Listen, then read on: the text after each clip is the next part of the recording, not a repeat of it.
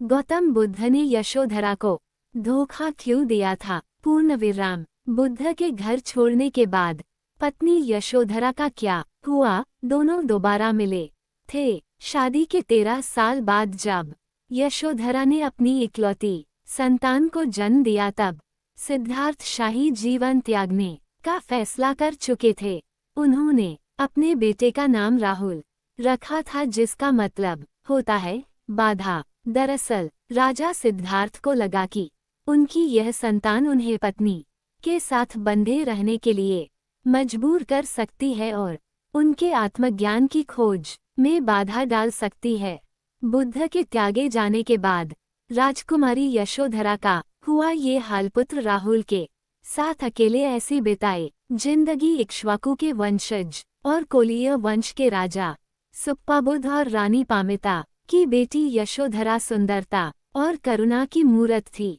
दूसरी तरफ शाक्य वंश के राजा शुद्धोधन और महारानी मायादेवी भी लुम्बिनी वन में एक संतान को जन्म दे चुके थे, जिसका नाम सिद्धार्थ पड़ा और जिसे बाद में दुनिया ने महात्मा बुद्ध के नाम से जाना। यशोधरा सिद्धार्थ का विवाह ऐसा कहा जाता है कि जब रानी मायादेवी ने सिद्धार्थ को गर्भ में धारण किया था तब उन्हें 6 दांतों वाले एक सफेद हाथी के गर्भ में प्रवेश करने का सपना आया था। उस दौर में कोलीय और शाक्य वंश से मेल खाने वाला कोई तीसरा शाही परिवार नहीं था, इसलिए इन दोनों वंशों के बीच ही शादी विवाह होने की परंपरा थी। यही कारण है कि आगे चलकर यशोधरा का विवाह अपनी ही बुआ के बेटे राजा सिद्धार्थ से हुआ। यशोधरा का विवाह जब राजा सिद्धार्थ से हुआ तब दोनों की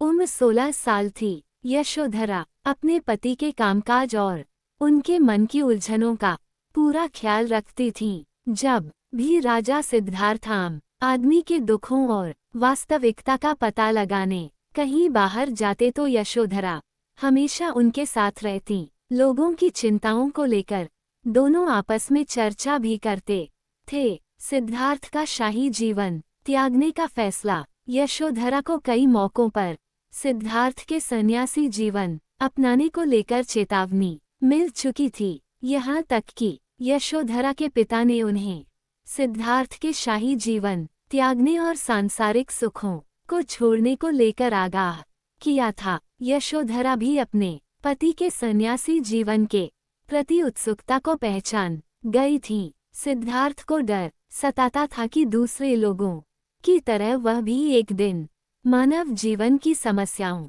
जैसे बीमारियों, बुढ़ापा और मृत्यु का शिकार हो जाएंगे।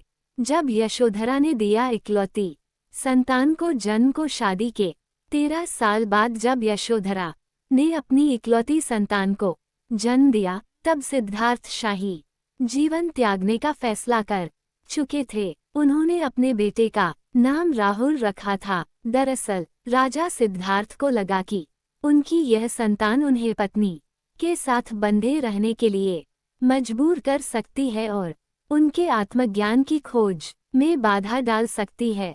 आत्मज्ञान की खोज में निकल पड़े सिद्धार्थ। जब यशोधरा को पता चला कि उनके पति शाही और पारिवारिक जीवन को त्यागकर आत्मज्ञान की खोज में निकल पड़े हैं तो वह हैरान रह गईं। हालांकि इस दुख को बर्दाश्त करने के लिए उन्होंने खुद को तैयार कर लिया था और एक बहादुर महिला बनकर पति के फैसले को स्वीकार किया।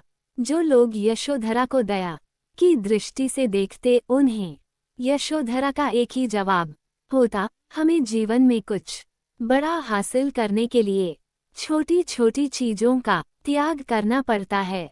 6 वर्षों के दौरान जब सिद्धार्थ यशोधरा के पास नहीं थे तब उन्हें पति के शाही लिबास छोड़ने और दिन में एक बार भोजन करने जैसी बातों का पता चलता रहता। भिक्षुनी की तरह बिताया जीवन। इस दौरान यशोधरा ने भी शाही पोशाक, गहने और महंगी चीजों का त्याग कर दिया था। वह एक सादे पीले लिबास में रहने लगी। वह महल में अपना शाही कमरा छोड़कर बगीचे में एक छोटी सी झोपड़ डालकर रहने लगी। यहाँ उनके साथ उनका बेटा राहुल भी रहता था। वो न सिर्फ फर्श पर सोती थी बल्कि दिन में एक ही पहर खाना खाती थीं।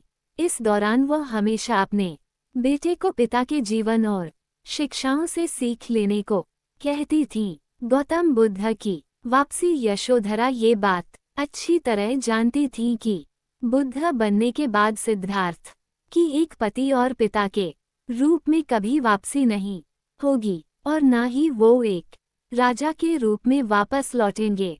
लेकिन उन्हें पता था कि एक दिन वो वापस जरूर लौटेंगे और वो दिन जल्दी ही आ गया। राजा शुद्धोधन के कहने पर गौतम बुद्ध अपने 100 साधु संतों के साथ एक दिन फिर यहाँ आए। सिद्धार्थ के माता पिता अपने बेटे की पोशाक और हाथ में भिक्षा का कटोरा देखकर बेहद हैरान थे। गौतम बुद्ध से यशोधरा की मुलाकात सबकी उम्मीदों के विपरीत। यशोधरा अपने पति का अभिवादन करने महल के द्वार पर नहीं आई। वह जानती थी कि अब तक सिद्धार्थ को भी उसके बलिदानों के बारे में पता चल गया होगा, इसलिए उसने अपनी झोपड़ी में ही उसका इंतजार किया। जब गौतम बुद्ध उसके पास आए तो ये देख सब हैरान रह गए। यशोधरा ने उनका अभिवादन किया और उन्हें गले से लगाने का आग्रह किया।